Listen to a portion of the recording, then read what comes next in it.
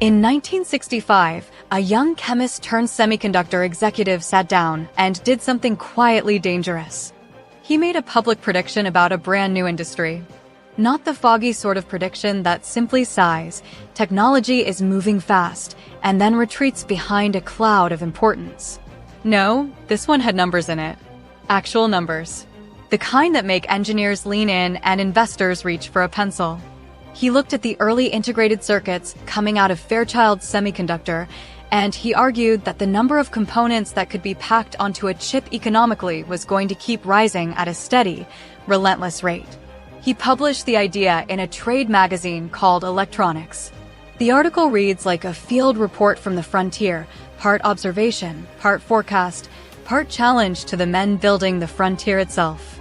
Welcome to Insights into History, Season 2, Episode 4, The Prophet of Silicon Valley.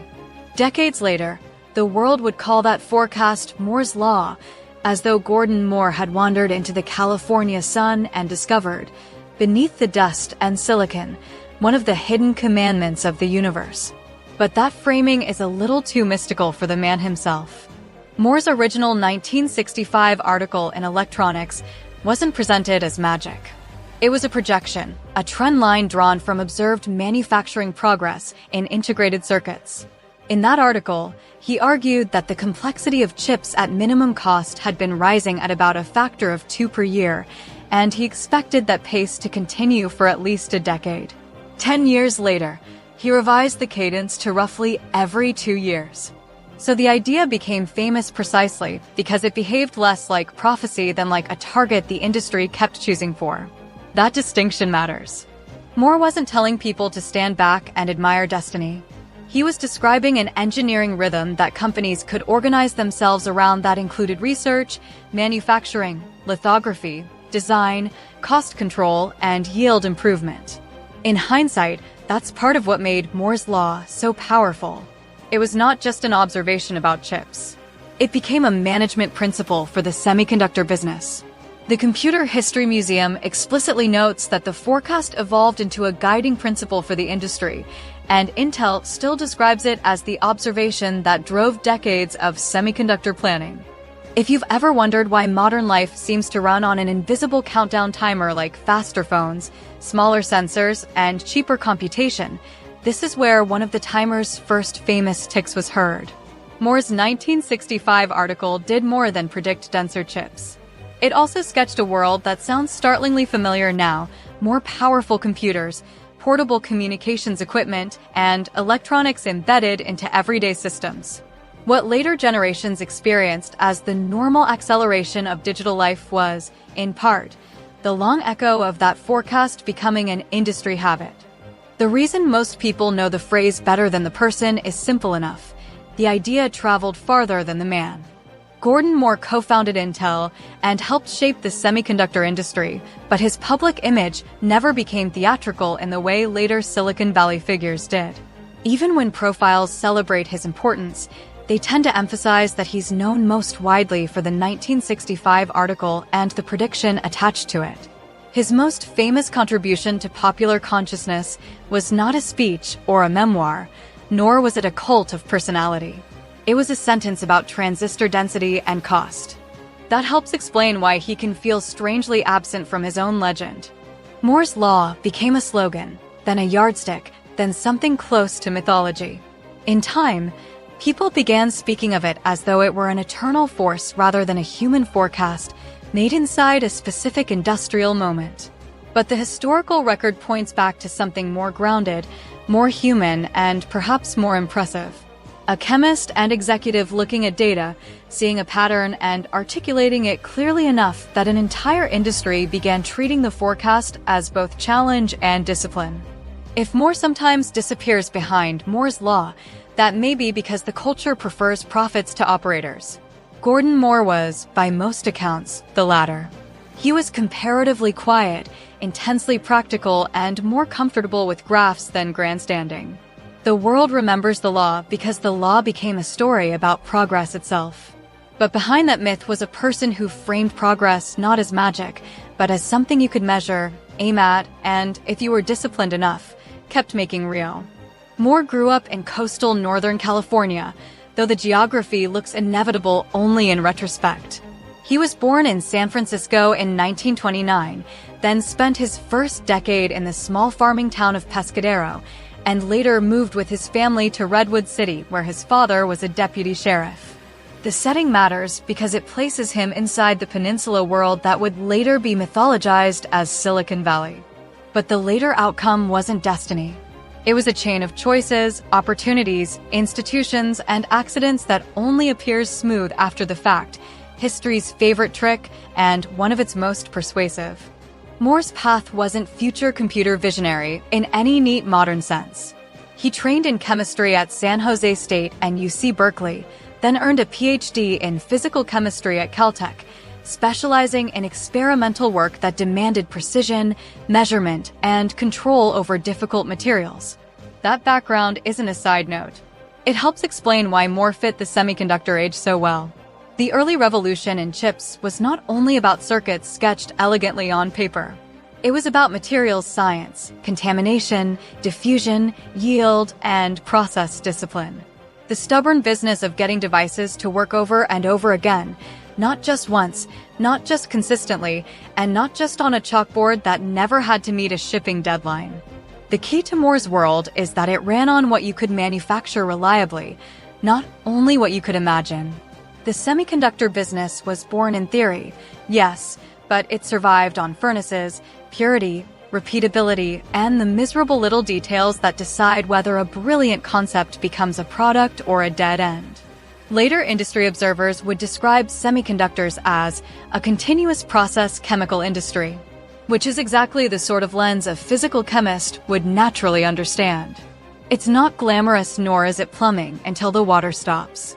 History has always had a soft spot for the unglamorous thing that turns out to matter most. When Moore joined William Shockley's new semiconductor lab in 1956, he didn't arrive as a fully formed chip expert. In his own oral history, he said it plainly, "When I got to Shockley Labs, I didn't know anything about semiconductors, really." He added the more revealing point, almost nobody knew much, because the field itself was still so young. He was, by training, a physical chemist. Shockley wanted a chemist because chemistry had mattered at Bell Labs, and the work in California required exactly that sort of experimental, process-minded intelligence. That's what makes the period so important. This was an industry inventing its own playbook while the game was already in progress. Equipment often had to be improvised or adapted. Materials were difficult. Processes were exploratory. In Moore's own telling, they were learning as they worked, repeating earlier experiments, and then pushing beyond them. That's a very different picture from the later mythology of Silicon Valley as a place where brilliance alone changes the world. In the 1950s semiconductor business, brilliance without process was just expensive confusion, an elegant theory with a budget problem. It also taught Moore something that would echo through the rest of his career. Great technical work can be strangled by bad leadership. The Shockley Lab became legendary not only because of who worked there, but because of how badly it was managed. Contemporary recollections describe Shockley as increasingly rigid, authoritarian, and fixated on priorities many of his own staff thought were commercially wrong. Moore himself recalled writing a strong memo with Robert Noyce arguing that Shockley should stay focused on the transistor rather than divert attention to the 4-layer diode, and got nowhere. The lesson was brutal and practical. Genius isn't a business plan. People sometimes tell Moore's story as though it were only about forecasting the future. It was also about learning what kind of organization makes technical progress possible. The collapse of Shockley's leadership helped drive the break that produced Fairchild Semiconductor, and from there much of the modern Valley's culture of spin-offs, reinvention, and technically led company building begins to take recognizable shape. Moore was not merely present for that transition. He was one of the people who learned, firsthand, that a company can have Nobel-level intellect at the top and still fail operationally if priorities are chaotic and trust is broken. To understand why that lesson mattered so much, picture the larger American backdrop. This is the Post. World War II United States. Cold War urgency. defense spending, missile systems, communications needs, and an escalating demand for electronics that were smaller, more reliable, and mass-producible. The Computer History Museum notes that government spending increasingly flowed into the Bay Area as the United States projected military and commercial power into the Pacific. While PBS's history of Silicon Valley ties the early semiconductor push directly to the need for more heat-resistant, reliable electronics. The transistor opened the door. Integrated circuits and microprocessors would later blow it off the hinges. In the 1950s and early 1960s, that future was still contingent, still fragile, still waiting for enough people to make it real. Silicon Valley itself wasn't yet a global noun. What existed instead was an emerging ecosystem of labs, federal money, skilled scientists, venture formation, and institutions clustered around places like Stanford and the Peninsula Industrial Corridor. Stanford itself now openly describes the university as lying at the heart of the innovation ecosystem that grew around it. But again, none of that was automatic. The region became what it became because research capacity, defense demand, manufacturing skill, and entrepreneurial finance all reinforced one another over time. Underneath all of it was the same hard, unglamorous truth Moore never really lost sight of. If you cannot manufacture it consistently, it doesn't matter how elegant it is. That's why Moore's later reputation as a prophet can be misleading. He wasn't only forecasting what chips could become. He was part of building the organizations and manufacturing culture that could actually ship them. His gift was not just seeing the curve. It was understanding that the curve only mattered if somebody could make real products at scale, with repeatable processes, acceptable yields, and disciplined execution. That's where the scientific and the practical met, where Gordon Moore was most at home. In 1957, Gordon Moore was one of 8 young engineers who walked out of William Shockley's semiconductor lab in California's Santa Clara Valley. Later generations would remember them with the melodramatic label, the Traitorous Eight. The phrase endured because it's catchy, because history has always appreciated a title with a bit of vinegar in it, and because nothing helps a legend along like a nickname that sounds as though it came preloaded with thunder. Even contemporary historical treatments make clear that the nickname reflects Shockley's sense of betrayal more than any objective judgment about the split. What actually happened was more practical. A group of highly capable engineers decided that Shockley's management made good work and a healthy company hard to sustain. The break is often told as pure personality drama, genius founder, rebellious protégés, dramatic exit. But the deeper story is about how early Silicon Valley learned one of its core lessons: technical brilliance does not cancel out poor leadership. Shockley was a Nobel-winning physicist and a central figure in transistor history, yet the engineers around him concluded that brilliance at the top wasn't enough. They needed a place where decision-making, priorities, and product direction lined up with the work they were actually trying to do. That's a very different story from young hotshots turn on a master. Reality is more along the lines of talent walked because the operating environment had become unworkable. The walkout did more than produce a feud. It produced a company. In September 1957, the 8 resigned, and very quickly they secured backing from Fairchild Camera and Instrument, forming Fairchild Semiconductor. The speed of that transition is one of the most revealing parts of the story. They weren't just brilliant engineers wandering into the wilderness and hoping that destiny might offer them office space. They had enough credibility, enough connections, and enough trusted intermediaries that capital moved toward them fast. That's one reason the episode matters so much in Silicon Valley history. It shows that the Valley was becoming a place where money increasingly followed people with proven technical judgment, not just formal institutions or rigid corporate ladders. Fairchild mattered for at least 2 big reasons. First, it became early proof that semiconductor success was not only about invention. It was about manufacturing. Fairchild wasn't just a chip company. It was one of the places where semiconductor production methods moved from fragile lab achievement to repeatable commercial reality. Histories of Fairchild consistently emphasize its role in advancing the manufacturing process for silicon devices and helping make integrated circuits commercially viable at scale.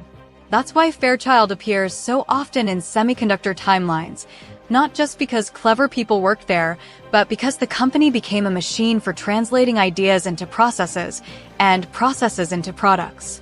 Second, Fairchild became an incubator. Later generations would call its descendants the Fairchildren, and the name's more than a bit of Valley folklore with a wink attached. It reflects a real pattern. People learned at Fairchild, spotted openings, left with colleagues they trusted, and built the next wave of companies. The Computer History Museum explicitly describes Fairchild's descendants as a kind of family tree central to Silicon Valley's identity. Intel is the most famous branch of that tree. In 1968, Gordon Moore and Robert Noyce left Fairchild and founded Intel. But Intel was only one example in a much broader pattern of spin-offs that helped define the region's entrepreneurial culture. That point often gets lost when the story is reduced to genius in a lab. Early Silicon Valley was intensely networked. It was built from small teams, overlapping friendships, rivalries, investors, recruiters, and technical reputations that traveled quickly. PBS's historical treatment of the Traitorous Eight story emphasizes how quickly the group went from deciding to leave to securing a deal, precisely because they had the right relationships and the right credibility at the right moment. In other words, the Valley's early startup culture was not random chaos. It was clustered trust. That also helps explain something culturally important. In the Valley that followed, a spin-off was not necessarily an insult. It became a pattern, almost a rite of passage. You learned in one place, saw a gap, left with a few colleagues, and started the next thing. What might look from the outside like instability or disloyalty often functioned inside the Valley as a normal mechanism of growth. The Traitorous Eight story helped normalize that pattern. Leaving wasn't always treated as betrayal. Increasingly, it was treated as how progress happened. If you go looking for the origin of Silicon Valley, this is one of the places where the trail grows warm, not because one company invented everything, but because this particular story shows the Valley's model coming into focus. It isn't just a technology story. It's a migration story, talent moving in clusters, capital following trusted operators, and a business culture emerging in which the next company is often born out of the last one. The myth makes it sound like treason. The history makes it look more like reproduction. After Fairchild and the density of relationships, the spin-offs, the sense that early Silicon Valley was less a place than a fast-moving web of people, Gordon Moore did something that seemed modest in the moment and world-shaping in hindsight. He wrote down an extrapolation. It wasn't some mystical law or a prophecy delivered from some mountaintop of silicon wafers.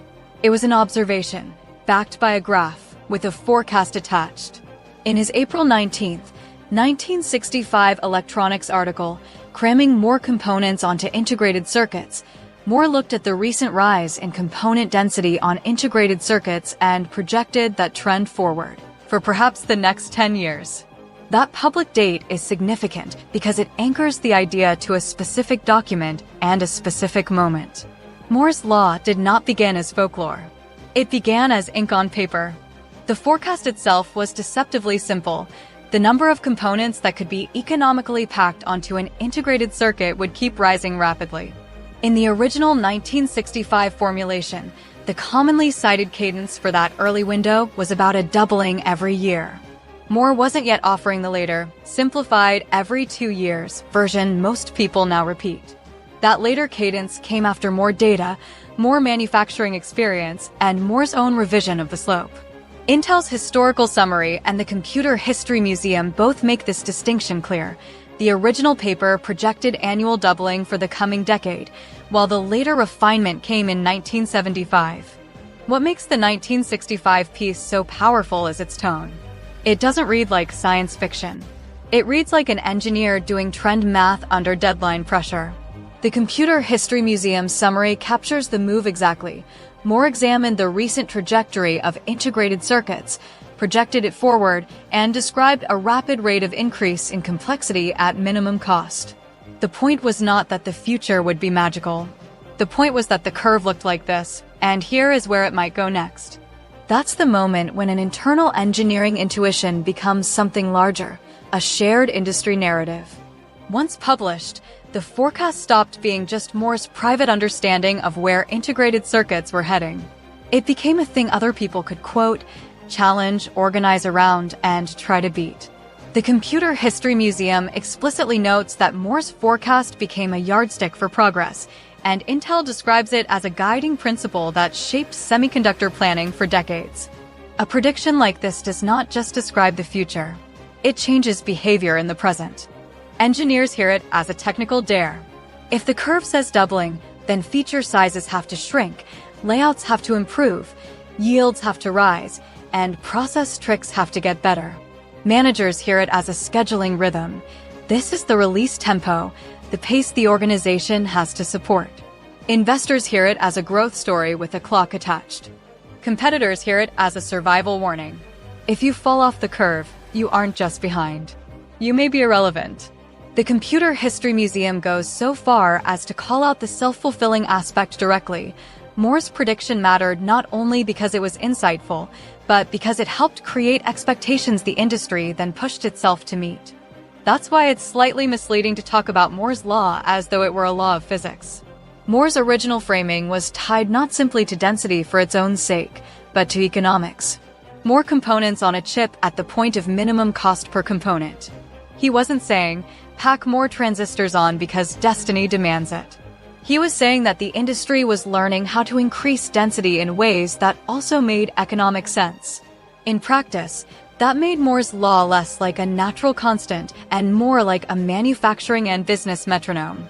Lithography, materials, tooling, design methods, testing, and supply chains all had to improve together, or the curve would break. Moore himself revisited the idea in 1975, and here the familiar modern version begins to take shape. At the IEEE International Electron Devices meeting, he argued that the slope would change. The annual doubling pace wouldn't continue indefinitely, and a more realistic expectation for the next decade was roughly doubling every 2 years. He also pointed to the practical drivers behind continued progress, such as larger die sizes, lower defect densities, finer minimum dimensions, and what he called circuit and device cleverness. In other words, the law was already being recalibrated not as mythology, but as engineering reality. So the predictable cadence became a moving target, but the expectation of exponential improvement remained. That expectation is the part that truly reshaped modern life. Once the industry internalized the assumption that the next generation of hardware would arrive on a reliable timetable with dramatically better capability, everything else started building on top of that assumption. Software expectations, consumer product cycles, manufacturing plans, and eventually national economic strategies were all impact. The headache embedded in Moore's law isn't just technical, it's cultural. Once people believe the curve will keep climbing, they begin designing whole systems that quietly depend on it. That may be the deepest reason Moore's extrapolation became so important. It wasn't only a forecast about chips. It became a discipline for an industry and downstream, a habit of expectation for the modern world. In April 1965, Gordon Moore published Cramming More Components onto Integrated Circuits in Electronics, and with that article, a private engineering intuition became a public benchmark. The piece is often remembered as the birth of Moore's Law, but that later label can make the original article sound more mystical than it really was. What Moore actually did was simpler, and in some ways more powerful. He looked at the recent trend line for integrated circuits and projected it forward. He argued that the complexity of circuits at minimum cost had been rising at about a factor of 2 per year, and that there was good reason to expect the pattern to continue for at least the next decade. That phrase, at minimum cost, is one of the most important parts of the whole argument, and it's often flattened out when people repeat the slogan version. Moore was not talking about transistor counts in the abstract, as though density alone were destiny. He was framing the issue as economics plus engineering. In the article, he explains that as more components are packed onto a chip, the cost per component initially falls, but at some point yield losses and complexity begin to push costs back up. The key question then isn't just how many can fit, but how many can fit at a cost the market will accept? That's a very different mindset from prophecy. It's manufacturing logic. which is why the article matters so much. Moore wasn't announcing a natural law hidden inside silicon. He was describing an industrial problem with an economic curve attached. His forecast only made sense if better lithography, higher yields, smarter layout, and tighter process control kept moving together. Intel's historical summary still frames the idea in those practical terms. Moore's law was not just about more transistors, but about the industry's ability to deliver improved capability at the right cost. The second thing people often forget is how ambitious and strangely specific M. Moore's future applications sounded in 1965. He didn't just wave vaguely toward better electronics someday. He named things. In the opening section of the article, he predicted home computers, or at least terminals connected to a central computer, automatic controls for automobiles, and personal portable communications equipment. He even remarked that an electronic wristwatch needed only a display to be feasible. To a modern reader, those lines feel almost eerie, not because they are magical, but because they're concrete enough to sound real. They're not dreams in a vacuum. They're plausible extensions of a manufacturing trend. That specificity is part of what gave the article such lasting force. If Moore had written only in broad, airy language about a more electronic future, the piece might have faded into the background noise of optimistic 1960s technology writing. Instead, he gave readers a map with recognizable landmarks. Once those landmarks were on paper, the forecast became something people could point to, measure against, and build toward. The Computer History Museum notes that Moore's prediction became influential not only because it was perceptive, but because it gave the semiconductor industry a shared expectation, a future tense with deadlines. That is the deeper reason this was more than a prediction. It was industrial choreography. Once a target is published clearly enough, different groups begin hearing it in their own language. Engineers hear a challenge. If the curve says doubling, then we need smaller features, higher yields, better materials, and smarter design automation. Managers hear a production rhythm. This is the tempo at which product generations should arrive. Suppliers hear demand signals for tools, chemicals, masks, and manufacturing equipment. Investors hear a growth story with a clock attached. Competitors hear a warning that falling off the curve could mean irrelevance. The article does not order any of those reactions outright, but it makes them possible by giving the whole ecosystem a common metronome. That's why Moore's law became oddly self-reinforcing. The Computer History Museum explicitly describes its self-fulfilling dimension. The forecast proved influential partly because the industry began organizing itself to keep meeting it. In other words, the article didn't just predict a pattern. It helped create the pressure to sustain one. The law worked, in part, because enough people treated it as a planning discipline rather than a spectator sport. Moore himself seems to have understood the tension built into that kind of forecast. It was speculative. He was extrapolating. He couldn't know in 1965 exactly how far the curve would hold or what bottlenecks would emerge. But the usefulness of the forecast came from its clarity. It gave the industry something concrete to rally around even while everyone understood, at least in principle, that the future was not guaranteed. That combination of uncertain, but at the same time still clear, is often what makes a forecast powerful enough to shape behavior. The lasting importance of the 1965 article isn't only that Moore was right enough to become famous. It's that he turned a messy technological trend into a shared industrial story, a thing people could quote, argue over, plan around, and chase. Once that happened, Moore's law stopped being just an observation about integrated circuits and became a kind of countdown timer for modern life. By 1968, the old Fairchild energy, the sense that a small, fast-moving group could invent the future before lunch and ship it by dinner, was getting harder to sustain. Fairchild had been one of the great seedbeds of Silicon Valley, but success brought its own drag, such as bigger management structures, more internal politics, and the creeping realization that decisions once made in a hallway now had to survive committees. In a later oral history, Gordon Moore described Fairchild as going through a top management transition in which Robert Noyce, the obvious internal candidate for leadership, was being passed over. Moore recalled that when he learned Noyce was leaving, he told him, in effect, that he would come too. That is one of the key turns in Silicon Valley history. Moore and Noyce didn't simply leave a company. They helped normalize a pattern the Valley would later treat almost as civic ritual. A person sees the institution hardening, leaves, and starts over. Intel's own history places that pivot in 1968, when Noyce and Moore founded a new venture that first appeared on the paperwork as NM Electronics, then quickly became Intel, short for Integrated Electronics.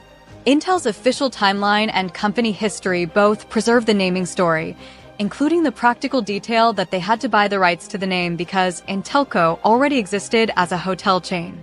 Even in the birth of a technology giant, there was paperwork, inconvenience, and someone else already using the good name. History can be wonderfully rude that way. What often gets lost in the legend is how lean the founding logic really was. In the Joint Computer History Museum Oral History with Arthur Rock, Rock says the famous startup proposal wasn't a glossy modern business plan artifact at all. It was, in his telling, 3 pages double-spaced because some investors wanted something to put in their files. Moore then adds a revealing line. The only business plan was the one Arthur wrote. That isn't just a funny anecdote about a simpler time. It tells you a great deal about how early venture financing in tech actually worked. Investors were backing people, not admiring slide design. Arthur Rock's own recollection makes that brutally clear.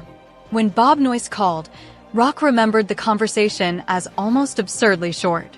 He asked how much money they needed, heard $2.5 million, asked how much the founders would invest, heard $250,000, and then worked out the rest. Rock said it was settled in 10 or 15 minutes, and Moore called it the easiest financing of a startup he thought had ever occurred in Silicon Valley. That's early venture capital in one clean snapshot. It wasn't sell me a thick plan, but instead it was I know what these people have already done, and I'm betting they can do it again. Rock was not really buying paperwork. He was buying execution capacity. The financing structure also fits that era perfectly. Intel's founding is commonly summarized as being backed by $2.5 million arranged by Arthur Rock, and later company and legal history accounts describe that money as raised through convertible debentures, essentially debt that could later convert into equity.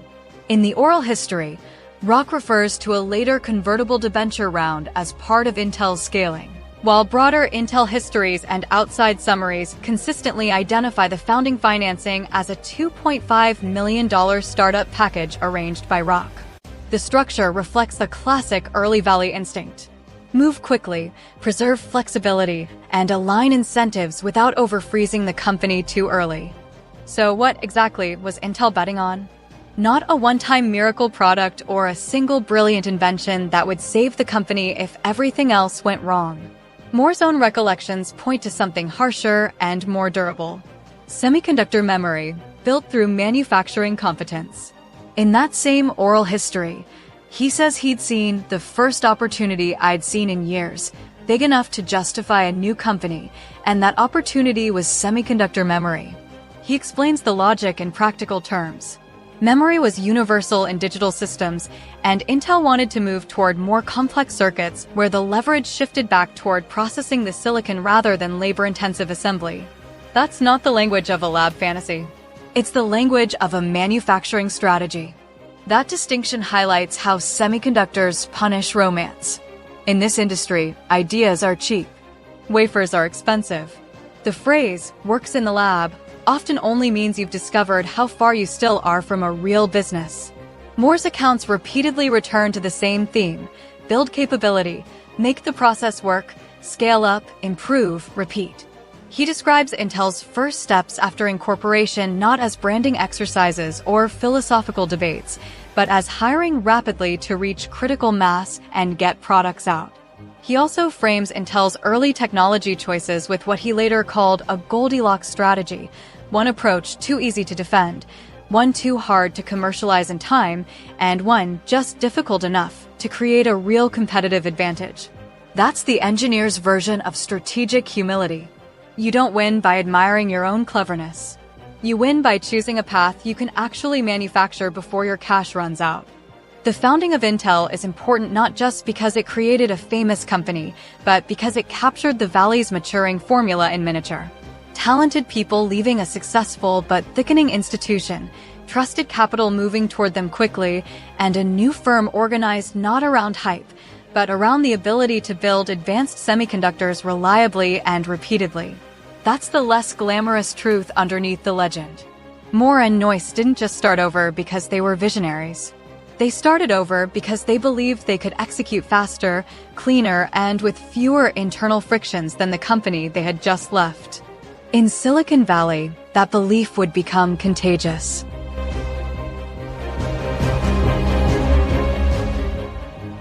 When Intel is born, it isn't born as just an idea. It's born as a manufacturing promise. That's a dangerous kind of promise, because in semiconductors you aren't only competing against other firms. You're recompeting against physics, contamination, defect density, and the stubborn reality that every improvement has to survive the factory floor. And physics, as it turns out, isn't known for accepting late homework. That's part of what makes Gordon Moore's 1975 revisit to his famous forecast so revealing. By then, the world was already beginning to treat Moore's law like prophecy. Moore responded in the least prophetic way possible. He updated the chart. The talk was titled Progress in Digital Integrated Electronics, presented at the IEEE International Electron Devices meeting in 1975 and published in the conference's Technical Digest. In it, Moore didn't preach from the pulpit about destiny. He revisited the earlier trend, acknowledged that the original annual doubling described a young technology in a steep early climb, and then sketched a more sustainable longer-run trajectory, what later summaries would condense into doubling about every 2 years. Intel's own historical materials and the 1975 talk itself both point to this as the moment the cadence is revised. The talk shows how Moore thinks. He doesn't treat scaling like magic. He treats it like weather, measurable, pattern-based, and constrained. In the 1975 paper, Moore anchors the whole discussion in empirical trends. He looks at how integrated circuit complexity has grown, how die area has increased, how cost per function has fallen, and how those shifts interact. The tone isn't, "the future will obey me." The tone is closer to, "here is what the data has been doing. Here is what might plausibly happen next if several practical constraints continue to move in the right direction." Those constraints are exactly the opposite of mystical. They are things like how tightly devices can be packed, how large a chip can become before yield and cost start punishing you, how much defect density can be reduced, how small the minimum dimensions can get, and how much improvement can still come from what Moore called circuit and device cleverness. That's the real mind behind the slogan. Moore writes like a person describing a system with knobs, limits, and trade-offs. He isn't saying the industry will keep improving because improvement is morally deserved. He's saying improvement can continue if enough difficult variables keep being managed simultaneously. This means Moore's law, in practice, was never just about transistor density. It was about the whole manufacturing stack staying in tune at once: lithography, materials, process control, design methods, testing, and economics. Intel's own Moore's Law history explicitly notes that the law wasn't a force of nature, but an operating principle and commitment. And the Computer History Museum similarly describes it as an observation that became a guiding yardstick for the industry. That's why Intel's origin as a manufacturing promise is so significant. The company was not built on the assumption that one brilliant idea would carry everything. It was built on the assumption that repeated execution would. Moore's 1975 talk fits that worldview perfectly. It's the document of someone who believes progress comes not from mythology, but from repeatedly solving hard, practical problems before the previous generation of problems buries you. That's a very different kind of visionary. Not the kind who says, "Trust the future." Instead, it's the kind who says, "Here are the constraints. Now, let's see how long we can keep beating them." After 1975, Moore's Law stops being just an observation somebody cites at cocktail parties. It becomes a shared industrial rhythm. Research agendas start to align around it. Capital equipment cycles start to assume it. Product planning calendars quietly absorb it. hiring plans begin to reflect it. And somewhere inside every serious chip team lurks the same grim internal question. Are we still on the curve? That's the hidden cultural shift. The curve becomes not just a graph, but a deadline. The industry begins behaving as though missing the timetable is not merely disappointing, but existential. If your process technology slips, or your yields don't improve, or your minimum dimensions stop shrinking of your defect control lags, then you're not simply behind on a project, you're drifting out of sync with the beat the whole industry is marching to. The Computer History Museum explicitly notes that the prediction proved influential partly because it helped set the timetable engineers then worked to meet. Moore's 1975 paper makes clear that this timetable was built from practical constraints, not magic. That's why 1975 such importance if you are writing Moore as a character in technology history. It isn't merely the year he changed the interval. It's the year you can hear his operating system clearly. Not believe, not declare, not promise. Measure, predict, adjust, repeat. That, more than any slogan, is what helped turn a trend line into an industry's planning culture. Once that planning culture took hold, the consequences reached far beyond semiconductors. Software roadmaps, consumer expectations, infrastructure investment, and whole business models began quietly assuming that hardware would keep getting dramatically better on schedule. The forecast became an operating assumption for modern life. Britannica gives the clean, almost resume-like progression of Gordon Moore's formal leadership at Intel, vice president from 1968 to 1975, president from 1975 to 1979, chief executive officer from 1975 to 1987, and chairman from 1979 to 1997. Intel's own memorial summary uses a closely related sequence of executive vice president, then chairman and CEO, then chairman, which confirms the long arc even if different summaries compress the earliest titles slightly differently. The overlaps are the interesting part. President and CEO overlap. CEO and chairman overlap. That isn't a clerical error. It's a clue about the company and the era. Early Intel was not yet the kind of mature corporation people imagine today, with sharply separated boxes for vision, operations, and board oversight. It was still a founder-driven semiconductor company trying to scale in a brutal industry, and the leadership structure reflects that. Governance and execution were braided together because continuity mattered more than tidy theory. Intel's own historical framing suggests exactly that kind of continuity, with Moore remaining central through multiple stages of the company's growth, not as a symbolic founder on the wall, but as an operating leader during the years when the company was still becoming itself. That's significant biographically because it tells you what Intel seems to have believed it needed from him: stability in motion.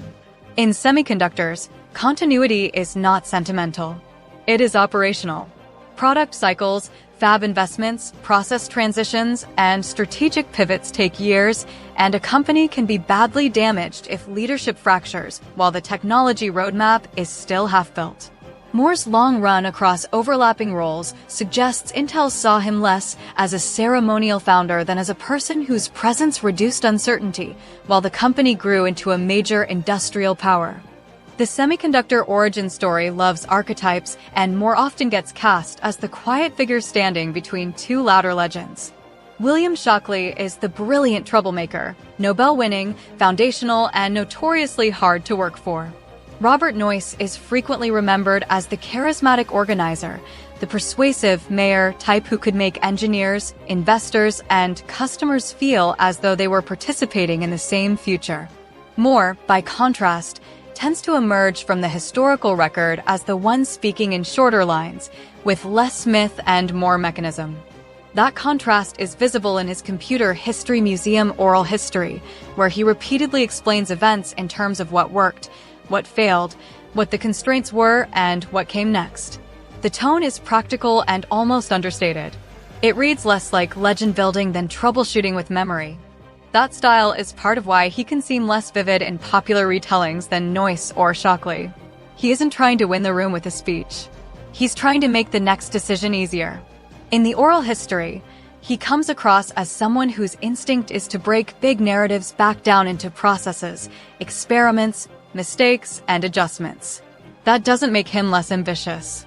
It makes him less theatrical. If you want one line that captures that public persona, the Gordon and Betty Moore Foundation almost hands it to you. In Moore's essay, The Accidental Entrepreneur, he wrote, "My career as an entrepreneur happened quite by accident." The Foundation's memorial material highlights the same self-description, noting that he may have called it accidental even if the results were anything but. That sentence is modest in the way engineers sometimes are when they are also very competitive and very good. Accident doesn't mean he tripped and accidentally founded Intel. It means something narrower and more revealing. He didn't start with a self-mythology of being a born entrepreneur.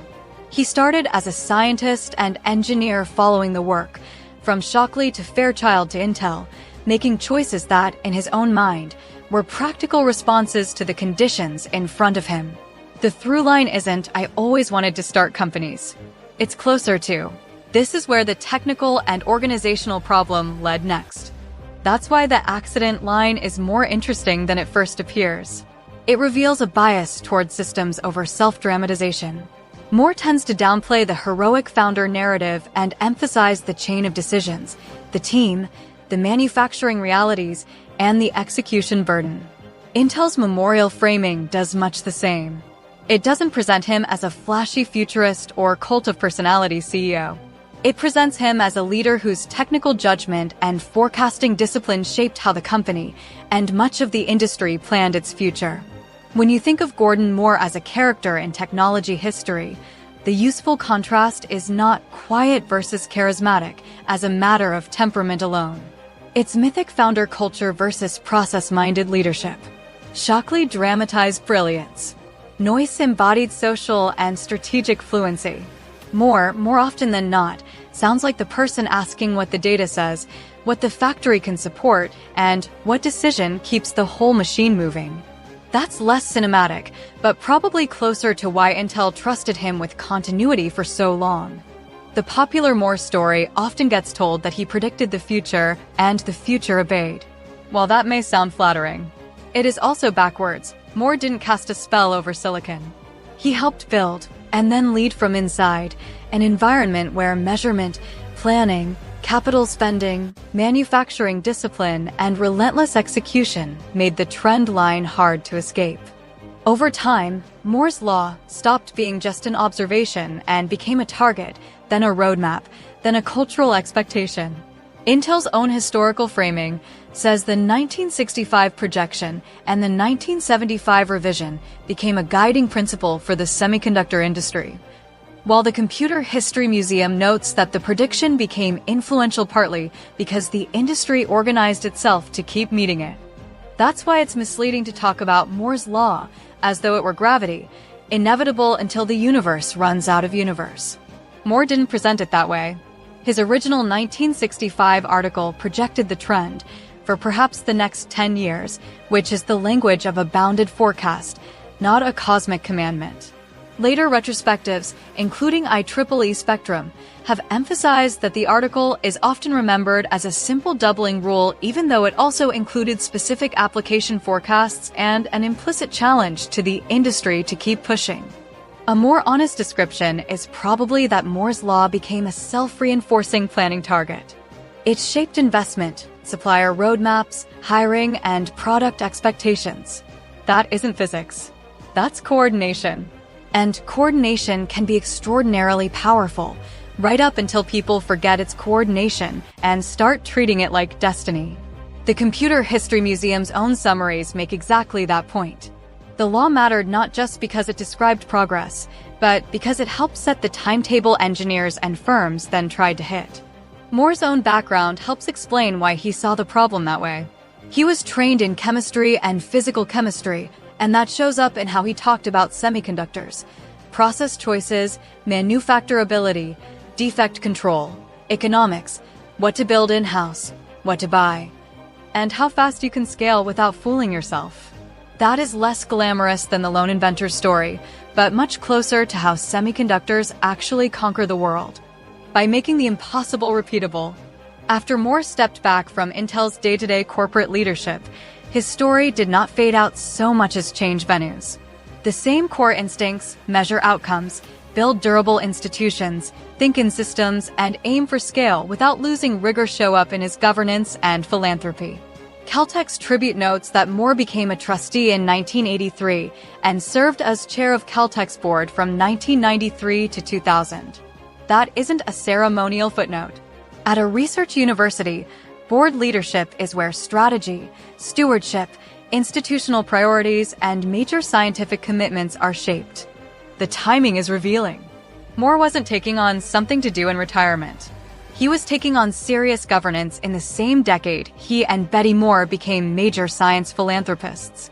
In 2000, they established the Gordon and Betty Moore Foundation. The foundation states its mission plainly: advancing scientific discovery, environmental conservation, and the special character of the San Francisco Bay Area. The biographical consistency is striking. The foundation's public materials emphasize a strategic, outcomes-driven style of philanthropy, focus on a limited number of important issues, work at a scale where significant impact is possible, and measure results rather than confuse activity with achievement. One of the foundation's own statements says it is an outcomes-driven organization that takes a scientific approach and measures results. That's basically Moore's lifelong operating habit translated into charitable work. Pick a problem where progress can be demonstrated, fund the enabling work, and keep your eye on what actually changes. So the real Moore story is not that a man made a prediction and history politely complied. It's that a very disciplined, very practical engineer helped build a culture where forecasting became coordination, coordination became expectation, and expectation became one of the operating rhythms of the modern world. Then, after CHIPS, he carried the same habit of mind into institutions and philanthropy. Not hype, not mystique, but structured bets on problems that could be measured, managed, and moved. If Silicon Valley runs on roadmaps, Gordon Moore eventually helped apply a similar logic to giving, not spray and pray, but something closer to plan, test, iterate, measure. That continuity is one of the most revealing things about his life. The venue changed from fabs and boardrooms to universities and philanthropy, but the operating style stayed recognizably Moore-like: set a target, define constraints, build institutions that can execute, and keep asking whether the results justify the effort. The Gordon and Betty Moore Foundation explicitly describes its work as outcomes-driven, emphasizing evidence, strategy, and measurable impact rather than good intentions alone. Intel and the Gordon and Betty Moore Foundation announced that Gordon Moore died on March 24, 2023, at age 94. Intel's release says he died in Waimea, Hawaii, while the Foundation's companion statement says he died peacefully at his home in Hawaii, surrounded by family. Moore's legacy really does move in phases. The first phase is industry insider and builder. This is the Gordon Moore of Shockley, Fairchild, and Intel, the person for whom success meant not abstract brilliance, but the ability to ship reliable devices and scale manufacturing in one of the hardest industries on Earth. Intel's obituary foregrounds exactly that arc, presenting him first as the co-founder who set the course for the future of the semiconductor industry. The second phase is the Law era, when his 1965 forecast stopped being just a technical extrapolation and became a cultural artifact, part roadmap, part KPI, part shorthand for technology keeps getting better. Intel's Moore's Law press materials note that his original 1965 article projected a doubling every year for the coming decade, and that in 1975 he revised the cadence to about every 2 years. Intel also says this extrapolation became a guiding principle for the semiconductor industry for decades. The Computer History Museum makes the same basic point in stronger cultural language. Moore's prediction mattered not only because it was insightful, but because it set expectations and became partly self-fulfilling. The third phase is philanthropy and institutional legacy. By then, Moore was no longer only a semiconductor figure. He had become a major force in scientific discovery, environmental conservation, and institutional stewardship. The Moore Foundation describes those as its core focus areas, and Caltech's tribute notes his long service as a trustee beginning in 1983 and as chair of Caltech's board from 1993 to 2000. That wasn't ornamental governance. It placed him inside the strategic machinery of a major scientific institution at the same time he and Betty Moore were becoming among the most consequential science philanthropists in the United States.